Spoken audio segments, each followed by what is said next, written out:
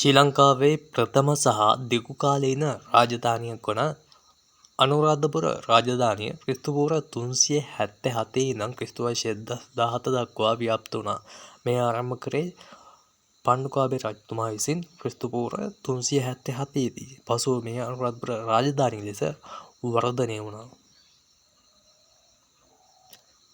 බුද්ධ ධර්මයේ පිරීම මිහිඳු හාමුදුරුවන්ගේ ආගමනය ක්‍රිස්තුපූර්ව 3 වන සියවසේදී බුදු දහම ශ්‍රී ලංකාවට හඳුන්වා දුන්නා.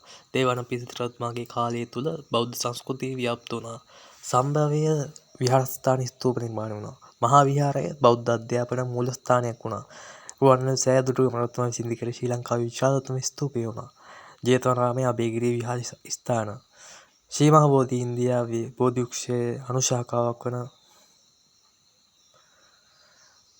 ප්‍රසිද්ධ රජවරුන් දුටුගැමුණු රජතුමා දමිළ ආක්‍රමණය කළ එළාර රජුට එරෙහිව මහනුවර දක්වා රට ඒකාබද්ධ කර වලගම් රජතුමා ත්‍රිපිටකය ලිවීම ආරම්භ කළා.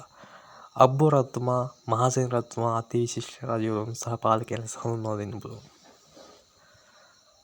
ජලා සහ වාත පද්ධති අඹගස්තල දාගැබ නාචතුව වැව මහ වැව අලහ වැව වැනි ජල ව්‍යූහ තිබ්බා. නල පද්ධති විභාවිතය හා වාතනය ශිල්පයේ උච්චතම තාක්ෂණය පැවතුණා. අනුරාධපුරයේ වැදගත්කම දේශපාලන ආගම සංස්කෘතික මධ්‍යස්ථානයක් වෙනවා. බෞද්ධ ශිෂ්ටාචාරය හා පාලන ක්‍රම යුගයක් වෙනවා. අනුරාධපුර රාජධානිය ශ්‍රී ලංකා ඉතිහාසය සංස්කෘතිය බෞද්ධ සංස්ථානයට දැඩි බලපෑම් කළ ජාතික උරුමයකි.